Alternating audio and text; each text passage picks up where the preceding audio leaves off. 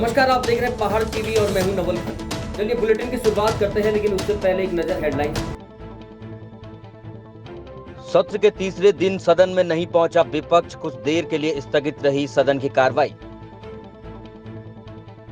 उत्तराखंड का लोक पर्व फूलदेई और शीतलाष्टमी के महायोग के साथ बुधवार से शुरू हुआ चैत्र मास।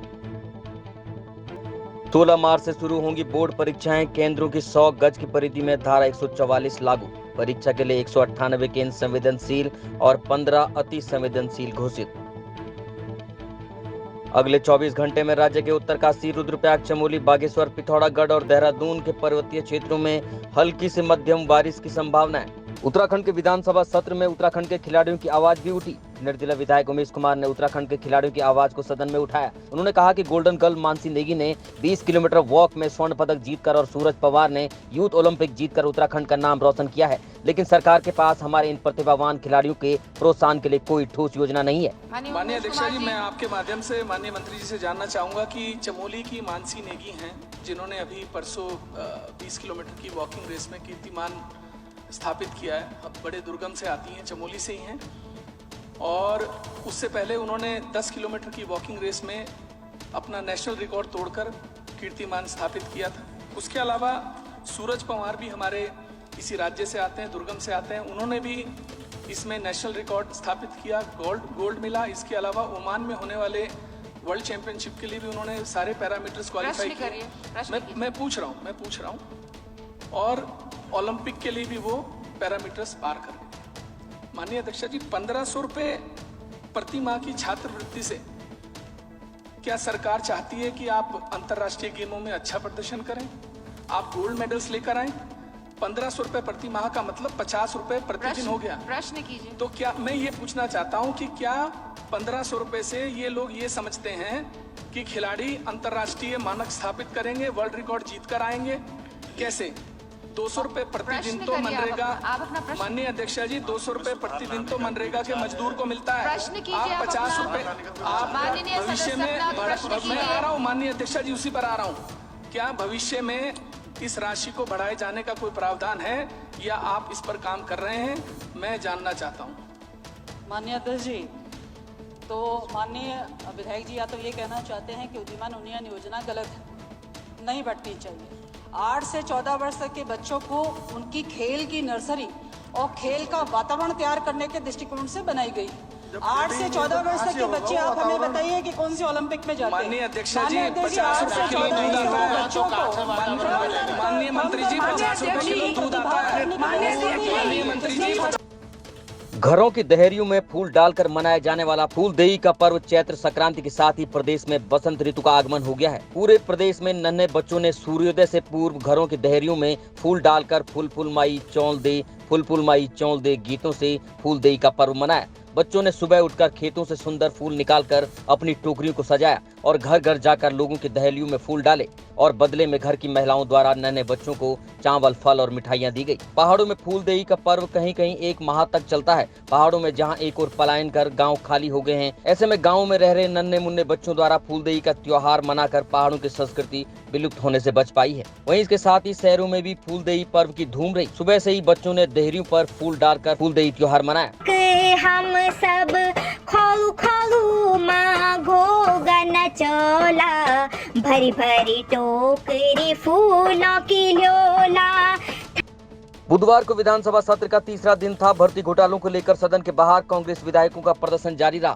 विपक्ष सदन में आया ही नहीं, जिसके चलते सत्र की कार्रवाई शुरू होने के पहले ही स्थगित करनी पड़ी। कांग्रेस लगातार भर्ती परीक्षाओं में भ्रष्टाचार की सीबीआई जांच की मांग कर रही है। इससे पहले उत्तराखंड बजट सत्र के दूसरे दिन विधायी कार्य के साथ राज्यपाल के अभिभाषण पर चर्चा हुई। वहीं कार्यवाही शुरू होते ही विपक्ष के तेवर तल्ख नजर आए। सबसे पहले विपक्ष ने बेरोजगारी का मुद्दा उठाया और भर्ती घोटाला और गन्ना मूल्य बढ़ाए जाने को लेकर सदन में खूब हंगामा किया। कुछ सदस्यों ने टेबल भी तोड़ दी और रूल बुक भी फाड़ दी, जिसके चलते 15 विधायकों को एक दिन के लिए सत्र से निलंबित कर दिया गया। विपक्ष के रवैये से नाराज स्पीकर सदन की कार्रवाई से उठकर चले गए।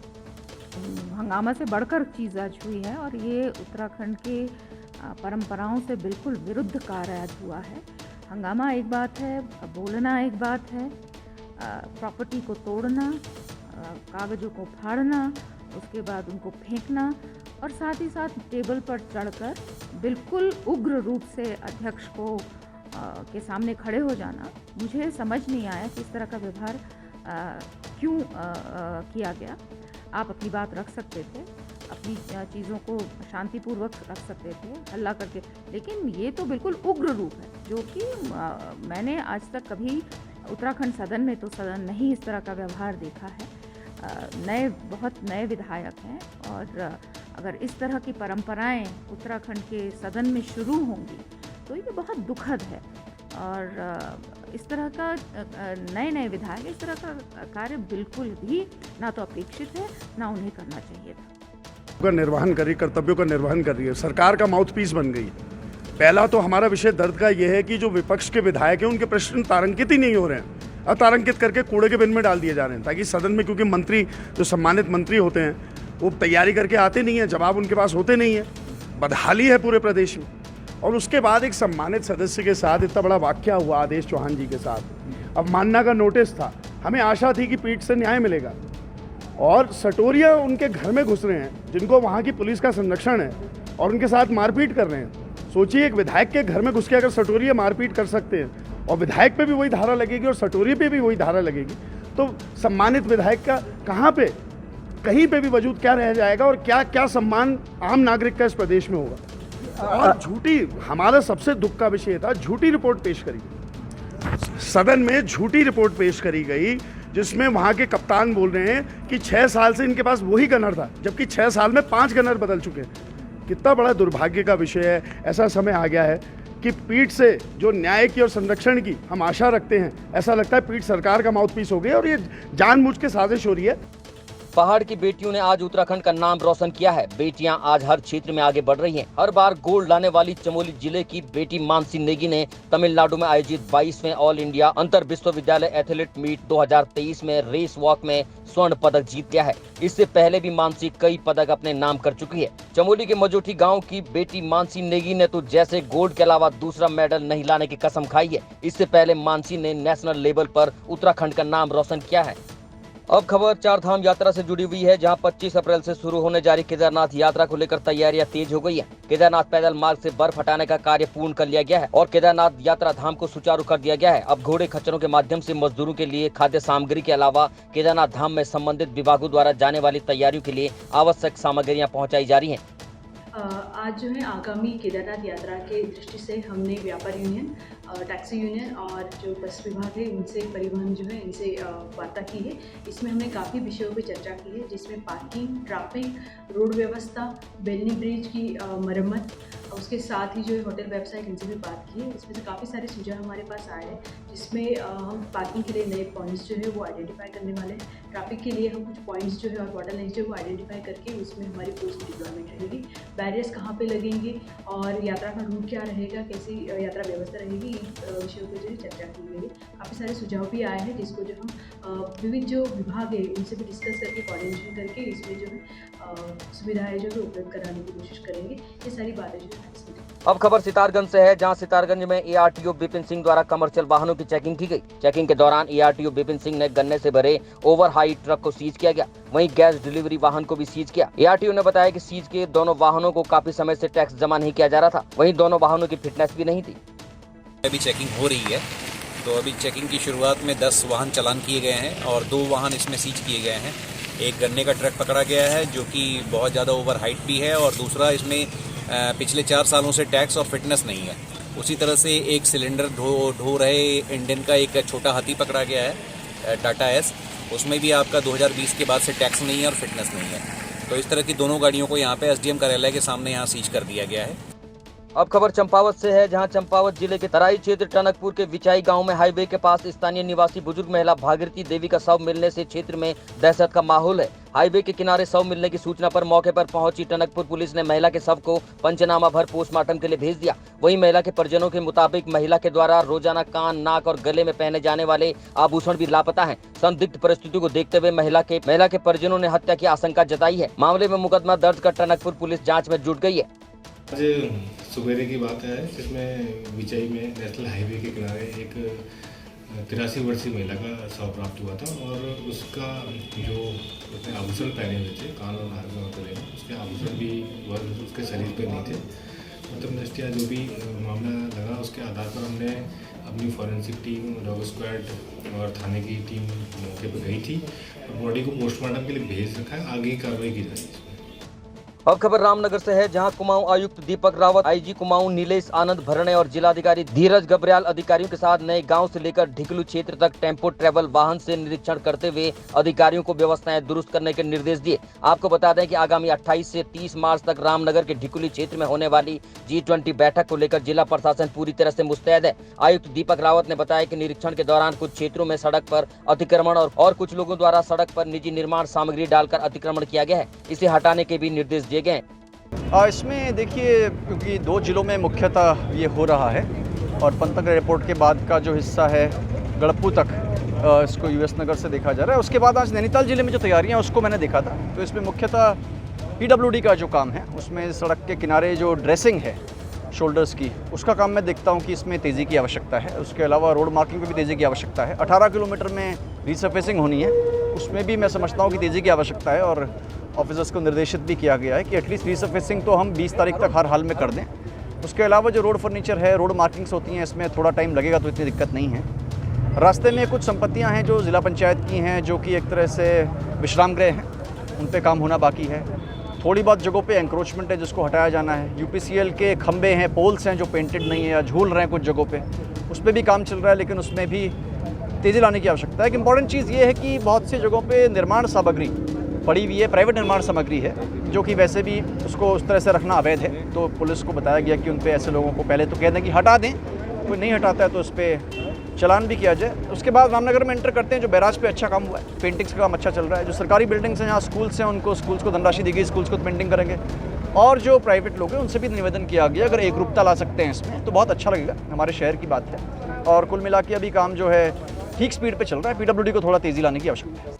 केंद्रीय नागरिक उड्डयन और इस्पात मंत्री ज्योतिरादित्य एम सिंधिया मंगलवार को जनपद उत्तरकाशी के सीमांत गांव धराली पहुंचे। केंद्रीय मंत्री ने कल्प केदार और गंगा मैया की पूजा अर्चना कर मां गंगा और भगवान कल्प केदार का आशीर्वाद लिया, देश प्रदेश की खुशहाली की कामना की। इसके बाद केंद्रीय मंत्री के कार्यक्रम स्थल पर स्वास्थ्य विभाग, समाज कल्याण, उद्योग, कृषि विभाग, आजीविका, जल संस्थान स्टॉलों का अवलोकन किया। भारत सरकार द्वारा संचालित केंद्रीय योजनाओं, उज्ज्वला गैस योजना, हर घर नल योजना, पेंशन योजना समेत अन्य योजनाओं से लाभान्वित लाभार्थियों और ग्रामीणों से उन्होंने चर्चा की। खबर सरोवर नगरी नैनीताल से है, जहां दोपहर के बाद अचानक मौसम ने ऐसी करवट बदली जिसके बाद भयंकर ओलावृष्टि होने लगी। ओलावृष्टि के चलते ठंड का प्रकोप जारी है। आपको बता दें कि सुबह से ही आसमान साफ नजर आ रहा था, कभी बादल तो कभी गुनगुनी धूप थी। पर्यटकों की संख्या भी दिन पर दिन इजाफा होता जा रहा है। सुबह से ही पर्यटक और स्थानीय लोग अपने अपने कामों में और पर्यटक स्थलों को घूमने के लिए निकले थे, जबकि कई पर्यटक नौका विहार का लुत्फ उठा रहे थे। अचानक मौसम ने ऐसी करवट बदली कि एकाएक बिजली के तेज गर्जना के साथ बारिश के साथ ओलावृष्टि होने लगी, जिसके चलते जनजीवन अस्त व्यस्त हो गया। खबर नैनीताल जिले के ओखलकांडा भीमताल से है, जहां लंबे समय बाद मंगलवार दोपहर अचानक मौसम का रुख बदलते ही ओखलकांडा पानी धारी के पहाड़ी क्षेत्र में आधे घंटे तक तेज ओलावृष्टि से खेतों में लगी फसलों और फलों को नुकसान पहुंचा है। इससे किसानों को आर्थिक रूप से नुकसान उठाना पड़ा। मंगलवार दोपहर करीब 2 बजे के आसपास पहाड़ी क्षेत्र में तेज ओलावृष्टि से खेतों में लगी मटर, गेहूं, जौ, सरसों, आलू, सेब, खुमानी, पोलम, नाशपाती के पौधे में आए फूल झड़ने से किसानों को भारी नुकसान हुआ है। ग्रामीणों ने कृषि विभाग से किसानों को हुए नुकसान का मुआवजा दिलाने की मांग की है।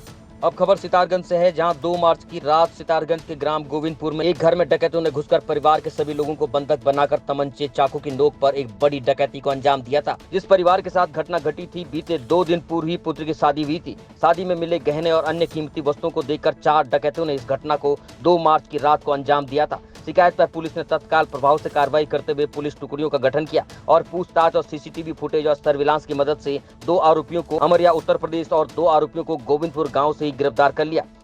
सितारगंज में पीछे 2 और 3 की मध्यरात्रि को जो भीषण लूट हुआ था, मतलब सीरियस लूट की घटना हुई थी, जिसमें हमारा वादी की बेटे का शादी हुआ था। शादी के बाद जो है सारे परिवार वाले और दुल्हन सब लोग वहीं पे रहते थे और विभिन्न प्रकार की कार्यक्रम होता था। उस समय 4 लोगों द्वारा आके लूट की घटना को अंजाम दी गई, चोटिल भी करा गया, 2 लोगों को पीटा भी गया, हालांकि सीरियस नहीं था। तो उस घटना का आज खुलासा हुआ है। पुलिस टीम की बेहतरीन मेहनत है, उसमें विशेष रूप से नरेंद्र, बलवंत, उपेंद्र और हमारा चौकी इंचार्ज, थाना इंचार्ज सभी का मेहनत है कि प्रोफेशनल पुलिसिंग है। 200 से भी अधिक कैमरा देखने के बाद अभी लूट का घटना का वर्कआउट हुआ है। मोर देन 10 लाख रुपीज़ का मतलब वैल्यूएबल 10 लाख से भी अधिक कीमती जो है विभिन्न गहने, लुटा हुआ मोबाइल फ़ोन, बैग सब कुछ बरामद हो गया 100%। मैं तो ये बोलूँगा कई सारे चीज़ें इनको वादी को पता भी नहीं कि छोटे छोटे गहने कौन सा गया था, अगर वो भी बरामद हो गया। तो उनको छोटे मोटे गिफ्ट मिलते रहते हैं, इनको पता भी नहीं था क्या लेंगे कैसे, तो वो सारी चीज़ें इनको वापस आ गई है। बधाई और शुभकामना पुनः। Mussoorie traders and welfare association के त्रिमासिक चुनाव शांतिपूर्वक तरीके से संपन्न हो गया। इस दौरान रजत अग्रवाल को 8वीं बार अध्यक्ष और जगजीत कुकरेजा को 4थी बार महासचिव और नागेंद्र उलियाल को दूसरी बार कोषाध्यक्ष की जिम्मेदारी दी गई है। वहीं अतुल अग्रवाल को उपाध्यक्ष की जिम्मेदारी दी गई है। मसूरी के होटल में आयोजित प्रेस वार्ता में चुनाव अधिकारी धन प्रकाश अग्रवाल ने बताया कि Mussoorie traders and welfare association के चुनाव सर्वसम्मति से संपन्न हो गए हैं। सभी 4 पदाधिकारी को निर्विरोध चुन लिया गया है। 16 मार्च को सभी पदाधिकारी को शपथ दिलाई जाएगी। ये बात है कि जो संस्थागत त्रिवार्षिक चुनाव था 2023-26 का, वो बहुत ही अच्छे स्वाभाविक माहौल में संपूर्ण हुआ और संस्था में बिना किसी चुनाव के गतिविधि से मजबूती मिलेगी। संस्था के समस्त सदस्य संस्था में बढ़ चढ़कर हिस्सा लेंगे और हमें भी एक आशा इस बात की, क्योंकि ये मेरा स्वयं निजी तौर पर 8वां चुनाव था और 15वां वर्ष था इस वर्ष में हम संस्था को अपनी सेवाएं देने जा रहे थे, कि मेरी भी यही उम्मीद रहेगी कि और कोशिश रहेगी कि मैं संस्था के हर एक सदस्य से मिलकर उनकी समस्या को सुनकर जल्द से जल्द निवारण करें और संस्था को मजबूती की ओर ले जाएं। चुनौतियाँ व्यापारी वर्ग में इन 15 साल में कई रही हैं। कभी वैट आया है, कभी GST आया है, कभी फूड लाइसेंसिंग की पॉलिसी आई है, कभी कंप्यूटरीकरण की परिभाषा आई है हर एक विभाग में। लेकिन हम व्यापारियों के साथ हर हद तक खड़े हैं और व्यापारी के हर हित के लिए हर लड़ाई लड़ते रहेंगे। खबर लक्सर कोतवाली से है, जहां अलाउपुर नामक गांव में 3 बजे 3 हथियारबंद बदमाशों द्वारा एक घर में डकैती का असफल प्रयास किया गया। इस दौरान पिता पुत्र के रूप में 2 ग्रामीणों द्वारा बदमाशों के घर में आ धमकने की भनक लगते ही उनकी घेराबंदी कर ली गई। हालांकि इस दौरान उनके हाथ में असले यानी हथियार भी बताए गए, जिनमें ग्रामीणों पर वारदात के दौरान फायरिंग तक कर दी गई, मगर उनकी जान की परवाह किए बगैर ही दोनों पिता पुत्र द्वारा उनकी घेराबंदी कर एक बदमाश को मौके पर ही धर दबोचा गया। वहीं इस दौरान पिता पुत्र को बदमाशों द्वारा हमले करते हुए घायल कर दिया गया, जिसके बाद मामले की सूचना पुलिस महकमे को दी गई। वहीं ग्रामीणों के हत्थे चढ़े बदमाश को ग्रामीणों द्वारा पुलिस के हवाले कर दिया गया, जिससे पूछताछ की जा रही है। वहीं लक्सर के पुलिस उपाधीक्षक मनोज ठाकुर के मुताबिक आरोपी बदमाश से हथियार भी बरामद किए गए हैं। रात हम सोए हुए थे, लेटे हुए थे खाट पे, और बदमाश आते हैं और कहते हैं कि घर में तलाशी लेनी है, हमें तलाशी लेनी है। फिर कहते हुए कि तलाशी नहीं होने की हमने कहा। फिर उन्होंने ज़बरदस्ती करी, पापा जी के सर में उन्होंने लट मार दिया। ये लट मारने के बाद तपाई हुई, उन्होंने मेरे ऊपर फायरिंग करी, फिर ऐसे ही होती रही आगे। फिर हमने भी जो करना था करने का करा है। देखिए, आज सुबह सूचना मिली थी कि ये अलावलपुर गांव के निरपाल व्यक्ति के यहाँ पर जो है कुछ 3 बदमाश जो हैं घुस गए हैं और इन्होंने लूटपाट की प्रयास किया है। तो मौके पर जब पुलिस पहुंची तो देखा कि उसमें से एक व्यक्ति को जो है पकड़ लिया गया और 2 उसमें से फरार हो गए थे। तो एक जो है उसमें गगन नाम का व्यक्ति जो था वो पकड़ा गया था और बाकी 2 मौके से फरार हो गए थे। तो पुलिस जो है उसे अरेस्ट करके ले आई है और बाकी जो 2 लोग फरार हैं उनसे उनकी जांच चल रही है, उनके बारे में जानकारी ली जाएगी। देखिए, उनके पास असला था और एक फायर भी किया है, लेकिन कोई जान माल का नुकसान नहीं हुआ है। तो वो भी कब्जे में ले लिया गया है और उनकी गिरफ्तारी की। अब खबर हरिद्वार से है, जहां लक्सर से भुरनी कुआं खेड़ा से होते हुए सोनाली पुल तक जाने वाला बाईपास मार्ग के लिए शासन ने 10 करोड़ की मंजूरी दे दी है। खानपुर विधायक उमेश कुमार ने मोबाइल से बातचीत के दौरान बताया, लक्सर से रुड़की जाने के लिए एक बाईपास मार्ग बनाने के लिए उनके द्वारा मुख्यमंत्री को एक पत्र लिखा गया था। उन्होंने बताया कि गन्ने के सीजन में लक्सर से ओवर ब्रिज पर जाम लगने और बहादुरपुर रेलवे फाटक पर भी जाम लगने के कारण लक्सर से रुड़की की ओर जाने वाले लोगों को काफी असुविधा का सामना करना पड़ता है। लक्सर से भुरनी कुआं खेड़ा सोलानी पुल होते हुए रुड़की की ओर जाने वाला रास्ता भी बेहद संग्रह है और लंबे समय से क्षतिग्रस्त पड़ा हुआ है। उन्होंने कहा कि इस मार्ग को बाईपास रोड के रूप में इस्तेमाल किया जा सकता है। इस समस्या को देखते हुए उनके द्वारा मुख्यमंत्री धामी को एक पत्र लिखा गया था, जिसका संज्ञान लेते हुए शासन ने इस मार्ग का चौड़ीकरण और सुदृढ़ीकरण करने के प्रस्ताव पर मुहर लगा दी है। विधायक उमेश कुमार ने बताया कि इस बाईपास मार्ग के बनने से लक्सर और खानपुर के पूरे क्षेत्र के लोगों को लाभ मिलेगा। उत्तराखंड विधानसभा का गैरसैंण में बजट सत्र चल रहा है। इस बजट सत्र में नकल विरोधी अध्यादेश लाया गया और सर्वसम्मति से पास कर कानून का रूप दिया गया। नकल विरोधी कानून के बनने से भाजपा के लोग बेहद उत्साहित हैं। जहां डोईवाला में ऋषिकेश जिला संगठन के अध्यक्ष रविंद्र राणा और जिला प्रभारी नलिनी भट्ट की अध्यक्षता में तमाम युवाओं ने भाजपा पदाधिकारियों और कार्यकर्ताओं के साथ मुख्यमंत्री को धन्यवाद देते हुए रैली का आयोजन किया। अभी आपने सुना होगा समाचार चैनल में कि इसमें 10 साल तक की जो 10 करोड़ तक की सजा का प्रावधान है, उम्र कैद की प्रावधान है। और इवन अगर कोई माफिया अगर कहीं घर से बाहर जाता है तो उसकी जो संपत्ति उसको कुर्की करने का भी इसमें जो प्रावधान है। निश्चित रूप से ये डर बनेगा उन लोगों पे जो संगठित रूप से नकल कराते हैं, चाहे उसमें विभिन्न प्रकार के जो कोचिंग सेंटर्स हों या जो कर्मचारी भी हैं जो इसमें कहीं ना कहीं संलिप्त होते हैं, उन पे कहीं ना कहीं डर बैठेगा और वो भविष्य में इस प्रकार का काम नहीं कर पाएंगे। खबर विकास नगर से है, जहां भारी ओलावृष्टि और बारिश की ये तस्वीरें चक्राता की हैं, जहां देर शाम मौसम ने करवट बदली, जहां जबरदस्त बारिश और ओलावृष्टि हुई, लगभग 1.5 दर्जन गांव के फसलों को भारी नुकसान पहुंचा है। जहां एक ओर नकदी फसलें मटर, बीन, लहसुन, प्याज ओलावृष्टि से तबाह होने की संभावना है, वहीं दूसरी ओर फल, आड़ू, खुमानी, चुल्लू और पूलम के फूलों को ओलावृष्टि ने तबाह कर दिया, जिससे अंदाजा लगाया जा सकता है कि इस बार फसलों में किसानों को काफी नुकसान उठाना पड़ सकता है। जो आज ओलावृष्टि हो रखी है, इससे किसानों को और बागवानों को बहुत ज़्यादा नुकसान हो रखा है। आजकल मटर का सीजन चल रहा है, मटर की फसल लगा रखी है किसानों ने, लहसुन, गेहूँ, जो हर चीज़ में बहुत ज़्यादा हानि हो रखी है। हम सरकार से ये अपील चाहते हैं कि किसानों को मुआवजा देने की कृपा करें। अभी तक की खबरों में इतना ही। आगे की खबरों के लिए देखते रहिए पहाड़ टीवी। तब तक के लिए नमस्कार।